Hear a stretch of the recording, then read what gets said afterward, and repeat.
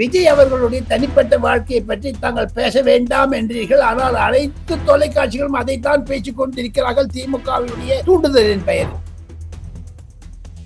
விஜய் அவர்கள் ரஜினிகாந்த் மாதிரியோ கமல்ஹாசன் மாதிரியோ டொப்புன்னு கொம்பு மாதிரி கீழே விழுந்துருவர் கிடையாது. கடந்த 6-7 மீட்டிங்ல பாத்தீங்கன்னா he committed himself for the welfare of Tamilians.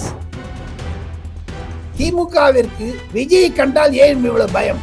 ராகுல் காந்தி மீது இருக்க கோபத்தை திமுக விஜய் மீது காண்பிக்கிறது. திமுக சொல்லிவிட்டது ராகுலிடம் 25-26 வச்சுக்கோ இல்லைன்னா போ. எந்த ஜெயலலிதா திமுகவை தீய சக்தி என்று சொன்னாரோ அந்த தீய சக்தியுடன் அவர் ஐக்கியமானது தவறு, துரோகம் என்று சொன்னால் அது மிகையாகாது. பாஜக வேண்டியது ஒன்றுபட்ட அதிமுக என்று. பாஜகவினுடைய முயற்சிகள் பலிக்கவில்லை. ஓ பன்னீர்செல்வம் ஒத்துழைக்கவில்லை.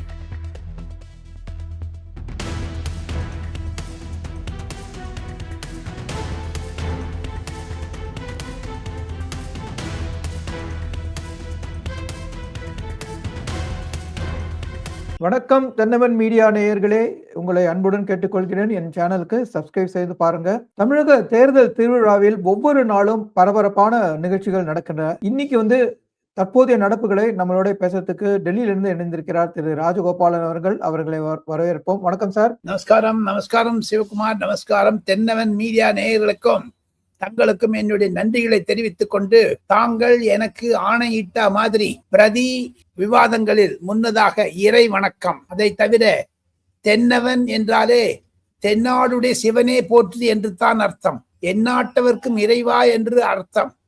இதை தவிர ஒன்று சொல்லுகிறேன்.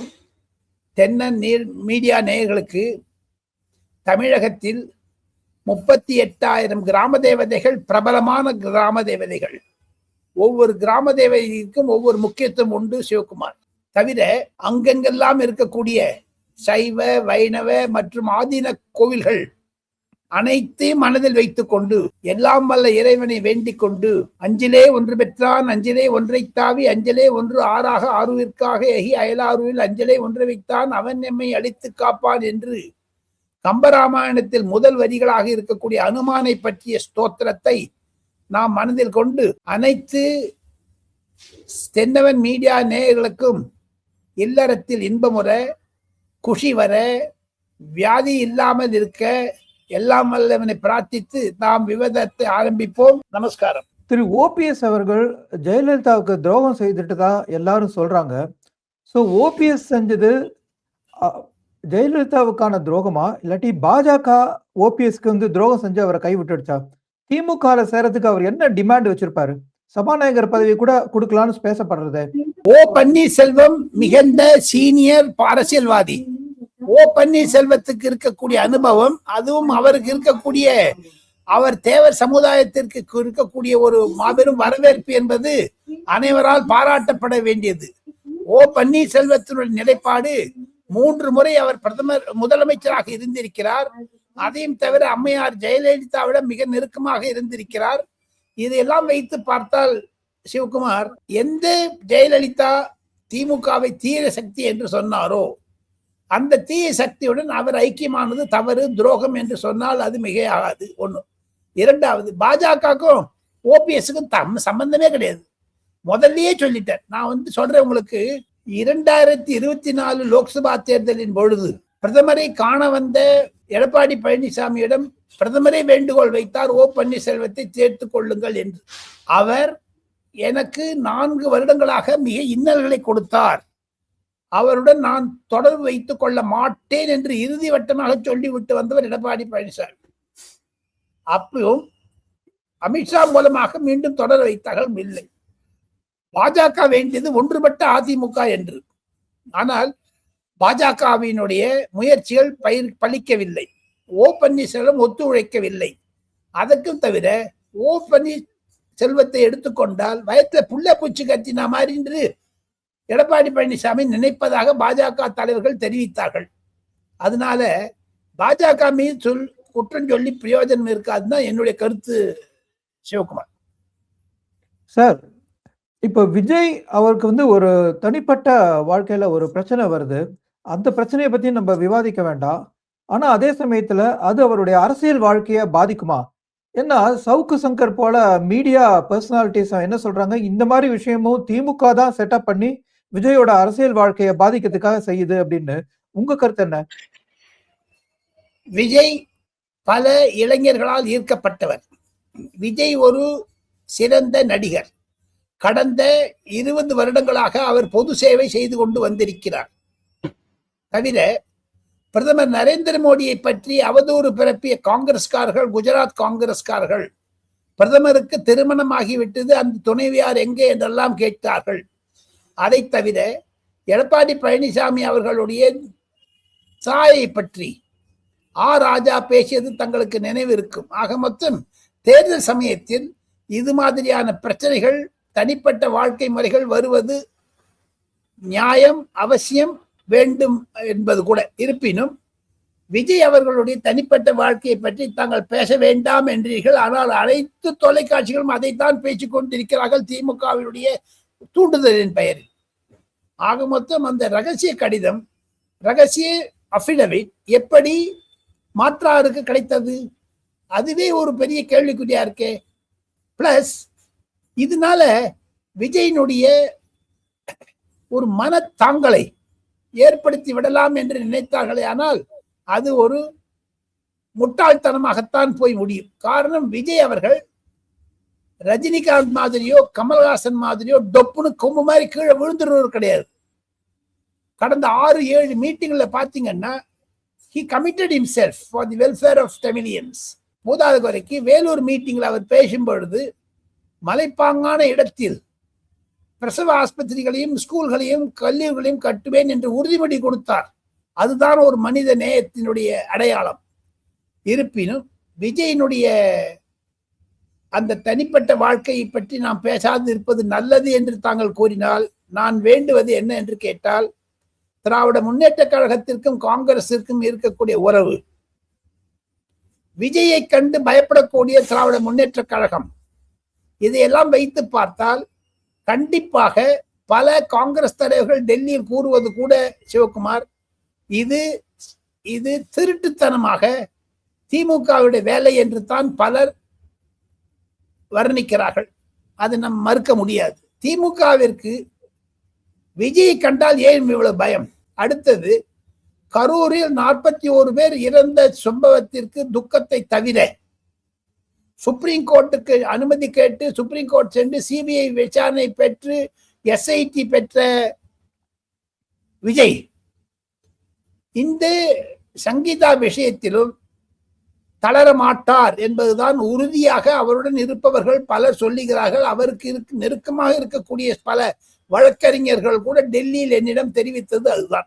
இருப்பினும் அவருடைய மன குடைத்தலை கொடுத்து கரூருக்கு ஏற்பட்ட துயரத்தை விட இது மூலமாக துயரத்தை கொடுத்து பெண் வாக்காளர்களை விஜயிடம் பிரிக்கலாம் என்று திமுகவோ அதனுடைய தலைவர்களோ யோசனை போட்டால் அது பலிக்காது. பொதுமக்கள் விஜய் மீது அனுதாபத்தை அதிகம் பெறுகிறார் என்று தான் எனக்கு கிடைக்கக்கூடிய செய்திகள் தெரிவிக்கின்றன. சிவகுமார், அண்ணாமலை கூட இன்னைக்கு வந்து சொல்லியிருக்காரு. இதை பற்றி இன்னைக்கு அண்ணாமலை கூட சொல்லியிருக்காரு. இதெல்லாம் விஜய் வந்து கடந்து போனோம், அரசியல் வாழ்க்கையில இதெல்லாம் கடக்கணும் அப்படின்னு சொல்லியிருக்காரு. தவறு அதுக்கு இப்போ எல்லாருமே சொல்றாங்க. அண்ணாமலையுடைய துணைவியாரை பற்றி சொன்ன போது கூட இதே கருத்து தான் நானும் தங்களும் பேசினோம். தவிர ஒரு ஒரு ஒரு விஷயத்தை வைத்துக் கொண்டு ஏங்க ஒண்ணு சொல்றேன், ராஜா எதுக்காக எடப்பாடி பழனிசாமியை பத்தி பேசணும்? அதை தவிர பழைய கதையெல்லாம் என்னத்துக்கு இப்ப எடுக்கணும்? அந்த அபிடவிட் நவம்பர் மாசம் டிசம்பர் மாசம் போட்டது, அதை பிப்ரவரியில கொண்டு ரிலீஸ் பண்றது, அதை பற்றி விவாதங்கள் நடப்பது தொலைக்காட்சிகளில், மட்டத்தரமான அரசியல், மலிவு அரசியலைத்தான் அரசாங்கமும் சரி ஆளுங்கட்சியும் சரி திமுகவும் செய்கிறது. எதிர்ப்பினும் இது ஒரு சினிமா துறையில் இருக்கக்கூடிய கருத்து வேறுபாடு தானே தவிர அரசியலுக்கும் அதற்கும் சம்பந்தம் இல்லை என்று அடித்து போட்டு சொல்லலாம். சிவகுமார், நன்றி சார்.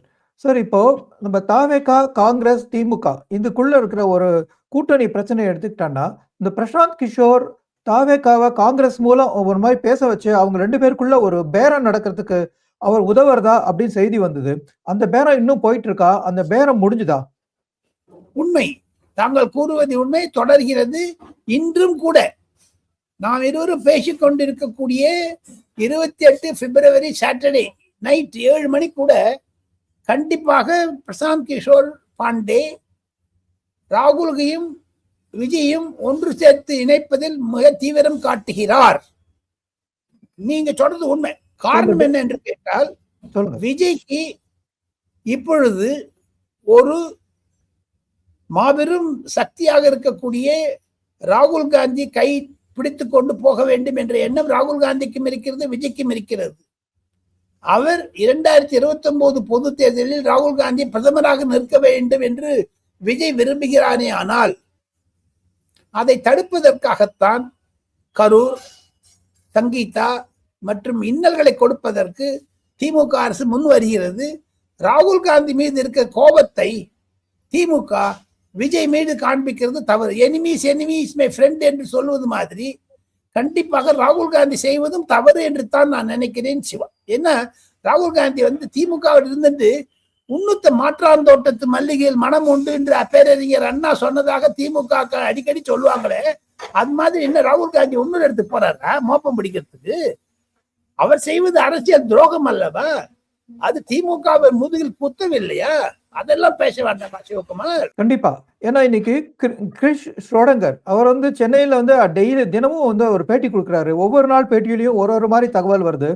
ஒரு நாளைக்கு பேட்டியில தாவேக்காவோட பேசி தொடர்றது, ஆனா திமுகவோட பேசி முடிச்ச அப்புறம் தான் நாங்க அதை பத்தி சொல்வோம் அப்படிங்கிறாரு.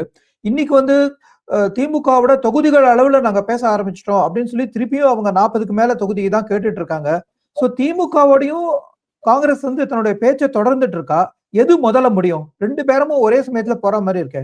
ராகுல் காந்தி ஒரு குழப்பவாதி. ராகுல் காந்திக்கு மனநிலை சரியில்லை. 2 படகுகளில் பிரயாணம் செய்தாரே ஆனால் ஒரு படகு கவிழும். அது திமுக படகா தாவேகா படகா தெரியாது. நீங்க நடுவுல இருந்து எப்படிங்க போட முடியும்? பார்லிமெண்ட்ல என்ன நீங்க குஸ்தி, மல்யுத்தம், மார்ஷியல் ஆர்ட் சொல்லலாம். பொதுமக்களிடையே இது மாதிரியான ஒரு நிலைமை வருவது தவறு என்று தான் நான் நினைக்கிறேன். இது முடிவு எப்படி போகும்? அதுதான் நம்மளுடைய கேள்வியா இருக்கு. சோ காங்கிரஸ் திமுகவோட பேச்ச முடிக்க போறதா இல்லாட்டி தாவேக்காவோட பேச்ச முடிக்க போறதா? அந்த குழப்ப நிலை ராகுல் காந்தி தான் மூடி கொடுக்க வேண்டும். ஸ்டாலின் தெளிவாக இருக்கிறார். மு.க. ஸ்டாலினுடைய அரசியல் அனுபவம் நான் பல எண்ணங்களில் வர்ணித்திருந்தாலும் திமுகவினுடைய ஒரு அணுகுமுறை கரெக்ட் என்று தான் நான் சொல்லுவேன். காரணம், திமுக சொல்லிவிட்டது ராகுலிடம் 25, 26 வச்சுக்கோ இல்லைன்னா போ. அதற்கு காங்கிரஸ் பதில் என்ன என்று கேட்டால் 5 கண்டிஷன் போட்டிருக்காங்க. ஒரு கண்டிஷன் ஆட்சியில் பங்கு, இன்னொரு கண்டிஷன் பப்ளிக் செக்டார் அண்டர்டேக்கிங்ஸ்.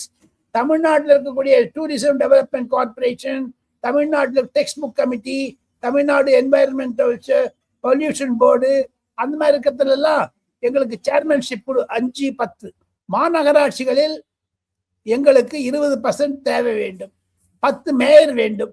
குறிப்பாக வேலூர், திருநெல்வேலி, காஞ்சிபுரம், திருத்தணி போன்ற இடங்களில் இருக்கக்கூடிய மாநகராட்சிகளில் எங்களுக்கு தலைவர் பதவி வேண்டும். எல்லாத்த தவிர சிவகுமார், மயிலாப்பூர் கபாலீஸ்வரர் கோவில், பார்த்தசாரதி கோவில் திருவல்லிக்கேணி, திருத்தணி கோவில், முருகன் கோவில், திருச்செந்தூர் கோவில், ராமேஸ்வரம் கோவில், காஞ்சிபுரம் வரதராஜர் கோவில், காமாட்சி அம்மன் கோவில், இந்த மாதிரி 100 கோவில்ல தர்மகர்த்தா காங்கிரஸ்காரனை நியமிக்க வேண்டும் என்று. என்ன திமுக இவெல்லாம் கொடுத்துட்டு இவங்க நக்கு இது பண்ணுவாங்களா? திமுக என்ன பைத்தியக்கார கட்சியா? அவங்க இது 70 வருஷமா இருக்காங்க. அவங்ககிட்ட போய் இவர் வாலாட்டினா எப்படியும்? இதெல்லாம் கண்டிஷன் போடுறது சிவா. நீங்க உங்களுக்கு என்ன ஸ்ட்ரென்த் இருக்கு? அட்லீஸ்ட் ஓபிஎஸ்க்கான ஒரு தேவர் கம்யூனிட்டி டாமினேஷன் இருக்கு. தேமுதிக ஒரு பழைய கட்சி, அவருக்கு ஓட்டு பர்சன்டேஜ்லயே ஒரு அட்மாஸ்பியர் கிரியேட் பண்ணிட்டாங்க. காங்கிரஸ்க்கு என்ன இருக்கு சிவா? எக்ஸப்ட் ராகுல் காந்தி. இதே ராகுல் காந்தி 2019 மு.க. ஸ்டாலின் பிரதமர் என்று முன்மொழிந்தாரே, அதே ராகுல் காந்தி 2026 முதலமைச்சராக மு.க. ஸ்டாலின் ஏன் முன்மொழியவில்லை? இது வரைக்கும் ஏன் வாயம் போன்றிருக்காரு? அதை தவிர பீகாரில் தேஜஸ்வி யாதவை கட்டு சேர்க்கல. அவங்க தேஜஸ்வி யாதவுக்கு எலெக்ஷன் டேட்டுக்கு முன்னாடி வியட்நாம் போயிட்டார் 10 நாளைக்கு. ஆக மொத்தம் பொறுப்பு இல்லாமல் இர்ரெஸ்பான்சிபிளாக அரசியல் செய்வது என்பது ராகுல் காந்தியினுடைய இயற்கை போக்காக்கிவிட்டது.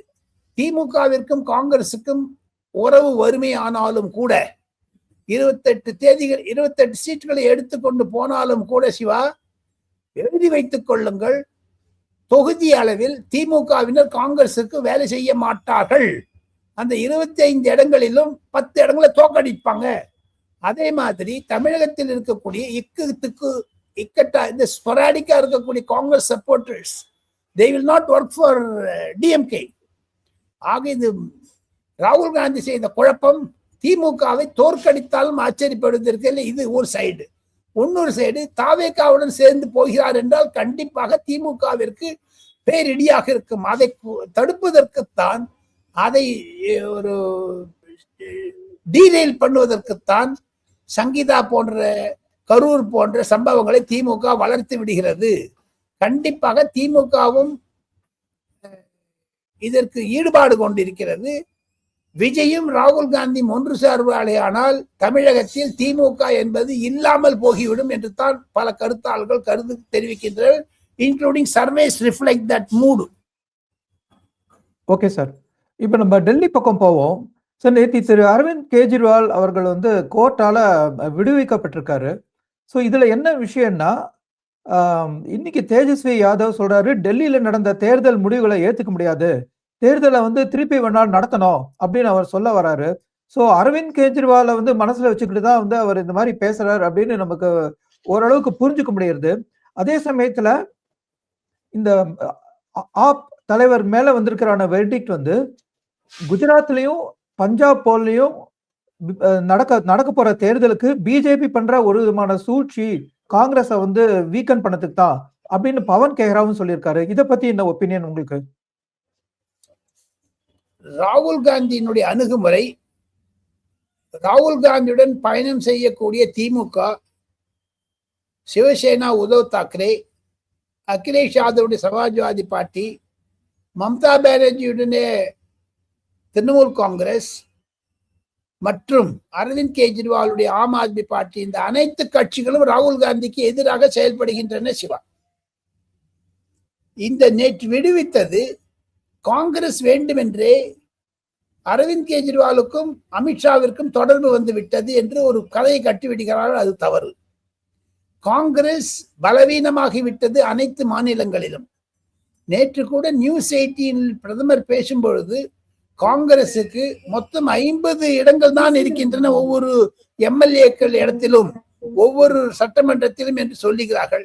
இதை வைத்து பார்த்தால் கண்டிப்பாக நான் சொல்லுகிறேன், தோழமை கட்சிகளுடன் காங்கிரஸ் ஒத்து போகவில்லை என்றால் அகில இந்திய அளவில் இந்தி கூட்டணியில் இருந்து ராகுல் காந்தியை தூர தள்ளிவிட்டு அரவிந்த் கெஜ்ரிவாலை முன்னிறுத்தி 2029 தேர்தலில் சந்திப்பார்கள்.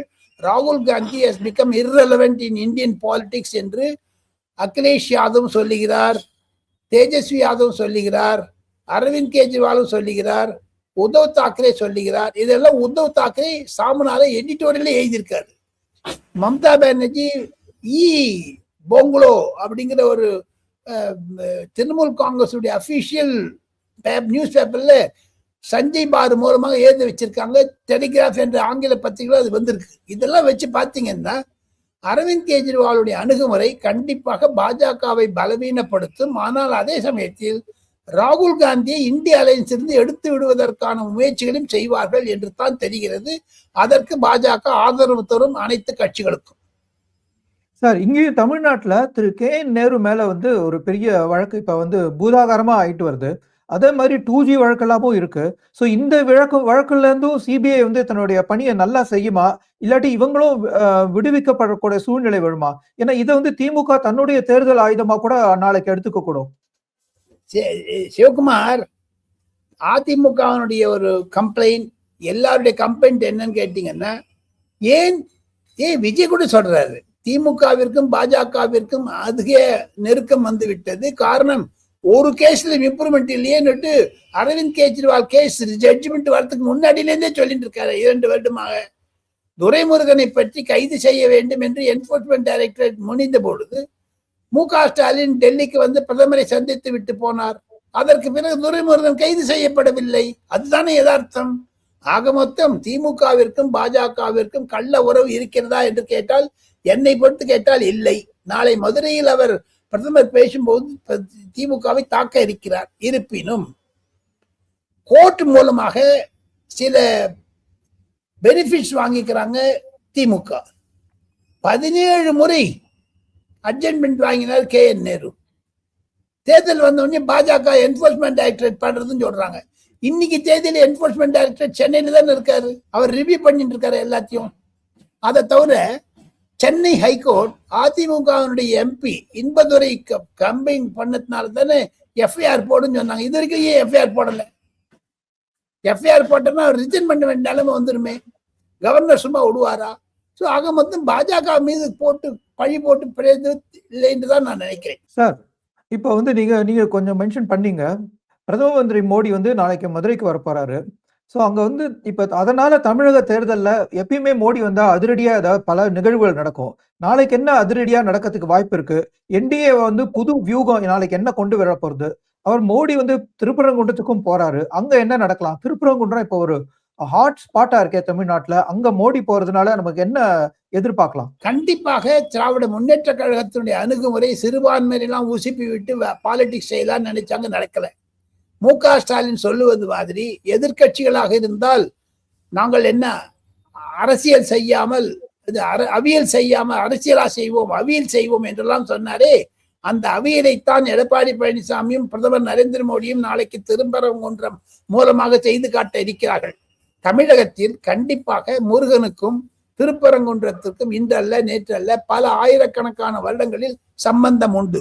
அங்கு லோக்கலாக இருக்கக்கூடிய முஸ்லிம் சமுதாயத்தை சேர்ந்தவர்கள் கூட இந்துக்களுடன் பழகி நன்றாக வருகிறார்கள். ஆனால் கண்டிப்பாக அந்த விரோதத்தை உண்டு பண்ணது தமிழக நீதிமன்றத்திற்கு தவிர மத்திய உச்ச நீதிமன்றம் சுப்ரீம் கோர்ட் சொன்னது மாதிரி, ஏன் நீங்க அங்க லோக்கல்ல இருக்கவங்க ஃப்ரெண்ட்ஷிப்பா இருக்கும்போது நீயே நடுவில் பிரிக்கிறேன்னு கேட்டாங்க பாருங்க சுப்ரீம் கோர்ட்ல. அதுதான் ஒரு முக்கியம். ஒரு தமிழக SP DSP மேலவும் தமிழக கலெக்டர் மீதும் அவர்கள் ஆக்ஷன் எடுக்க வேண்டும் என்று சொன்னார்கள். இதையெல்லாம் வைத்து பார்த்தால் கண்டிப்பாக நான் சொல்லுகிறேன், திருப்பரங்குன்றத்தில் பிரதமர் நாளை பேச இருக்கிறாரே, ஆரம்பத்திலேயே அவர் சொல்ல போகிறார் வெற்றிவேல் வீரவேல் என்று. அது ஒரு மாபெரும் திருப்பமாகத்தான் இருக்கும். தமிழகத்தில் ஒரு இந்துத்துவாவை முன்னிறுத்தபடியாக ஒரு சென்று விடுவார்கள். திராவிட ஐடியாலஜி என்பது மங்கி வருகிறது, திராவிடன் ஐடியாலஜி டெசிமேட் ஆகிவிட்டது என்று தான் மற்ற கட்சியினர் கருதுகின்றனர். சிவா, அதே சமயத்துல இன்னைக்கு வந்து திரு ஸ்டாலின் வந்து ஒவ்வொரு கிராம தேவைகளுக்கும் அங்க இருக்கிற பூசாரிகளையும் ஒன்னா ஒருங்கிணைச்சு அவங்களுக்கும் தான் ஏதாவது கொண்டு வர போறேன் அப்படின்னு சொல்லி அவரும் வந்து ஒரு ஆன்மீக டைரக்ஷன்ல வந்து அவரும் வந்து இன்னைக்கு போகிறதுக்கான முயற்சி எடுக்கிறாரு. அதுக்கும் பிரதம மந்திரி நாளைக்கு திருப்பரங்குன்றம் போறதுக்கும் ஏதாவது ஒன்னோட ஒண்ணு ஏதாவது ஒரு தொடர்பு இருக்குமா? இந்துத்துவா போட்டா போட்டியில் திமுக பாஜக என்று வந்துவிட்டது. திராவிட முன்னேற்ற கழகம் அரசாங்கம் பல ஆயிரக்கணக்கான லட்சங்களை ரூபாய்களை செலவித்து உலக முருகன் மாநாடு போடுவதற்கான நிர்பந்தத்தை பாஜக அழுத்தம் தந்தது. அது திராவிட இயக்கத்திலிருந்து மங்கி வருவதனுடைய அடையாளம். திராவிட கழகம் என்பது இனி இருக்காது. திராவிடன் மூமெண்ட் வந்து டெசிமேட் ஆயிடும்.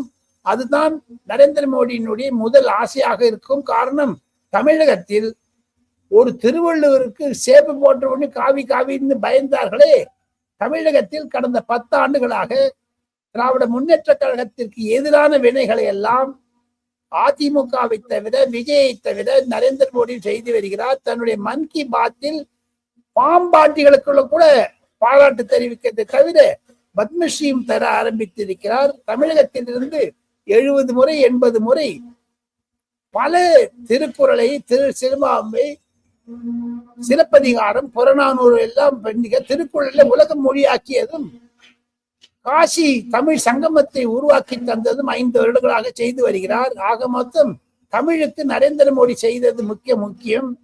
முதல் பிரதமர் இந்தியாவிலிருந்து யாழ்ப்பாண தமிழ் மக்களை பார்க்க சென்றது 2015 நரேந்திர மோடி ஒருவர் தான். MK ஸ்டாலின் போகவில்லை, அம்மையார் ஜெயலலிதா போகவில்லை, ஐயா கருணாநிதி போகவில்லை, பேரறிஞர் அண்ணா போகவில்லை. ஆனால் கண்டிப்பாக வைகோ போயிட்டு வந்தார். அடுத்ததாக நரேந்திர மோடி போயிட்டு வந்தார். இது தமிழர்களுக்கு செய்த சாதனை. இதை தமிழக பாஜகவும் சரி அண்ணா திமுகவும் சரி பாராட்டுகிறார்கள். அதனால தான் திமுக நரேந்திர மோடியை கண்டு பயப்படுகிறது. அதனால தான் பூஜாரிகளுக்கும் நாங்கள் பணம் தருகிறோம் என்று சொல்லுகிறார்கள். எதற்கு மீண்டும் மீண்டும் 4500 கோவில்களுக்கு நாங்கள் குடமுழுக்கு செய்தோம் என்று தம்பட்டம் அடித்துக் கொள்ள வேண்டும்? திமுக என்பது தன்னுடைய பாரம்பரியமான ஒரு திமுகவுடைய வெறி கொள்கை என்ன என்று கேட்டால், மேற்குடி மக்கள், பிராமணர்கள், முதலியார்கள், செட்டியார்கள், அதை தவிர பெண் வர்க்கத்தினர் எல்லாம் கேலி செய்வது, அதையெல்லாம் வாயை அடக்கி வச்சது நரேந்திர மோடி தான் காரணம் என்று பலர் சொல்லுகிறார்கள். அது வட இந்தியாவிலிருந்து அழுத்தம். பாருங்கள், சனாதனம் என்பது ஒரு கொரோனா, டெங்கு என்று சொன்னார். மத்திய பிரதேசத்தில் காங்கிரஸ் சர்க்கார் காலி, அவ்வளவு செய்தது. ஒரு உதயநிதியினால் மத்திய பிரதேச அரசாங்கம் காங்கிரஸ் கைவிட்டது. அதனால்தான் ராகுல் காந்தி கோபமா இருக்கிறார் திமுக மீது. அதையெல்லாம் செய்தால் தமிழகத்திலும் அந்த இந்துத்துவ ஃபீலிங் 50% வந்துடுத்து.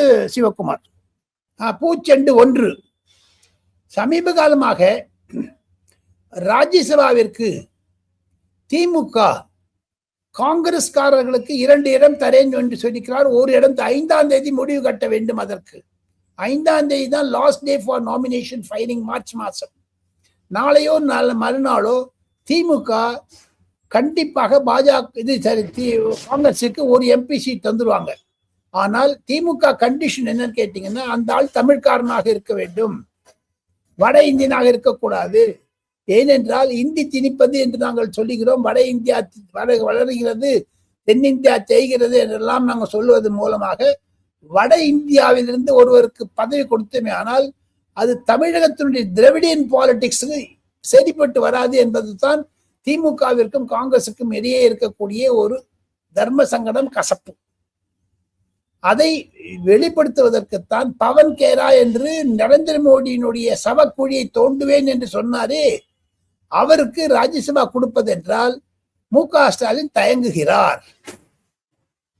பூச்செண்டு 2 சோனியா காந்தியுடைய மகன் ரெஹான் வாட்ரா பெங்களூரிலும் ஹைதராபாத்திலும் மற்றும் பல தென்னிந்திய நகரங்களிலும் குறிப்பாக கோயம்புத்தூரிலும் ஒரு மால் கட்டப்போவதாக சொல்லுகிறார். அவருக்கு இசை மீது அதிகமாக பற்று உண்டு, கலை மீது அதிகமாக பற்று உண்டு. அவருக்கு திருமணமாக இருக்கிறது.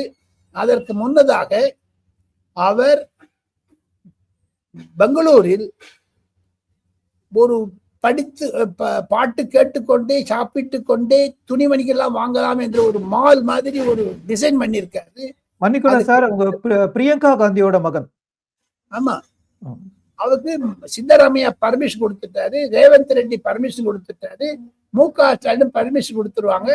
இது ஒரு நூதன முறை. அவர் அரசியலுக்கு வருவதற்கு முன்னதாக இது மாதிரி வியாபாரத்தை செய்கிறார். அது வரவேற்கத்தக்கது. இளைஞர்களுடைய ஒரு ஆக்கப்பூர்வமான உதவியை கண்டிப்பாக காங்கிரஸ் பயன்படுத்தி கொள்ள வேண்டும் என்பதுதான் என்னுடைய கருத்து.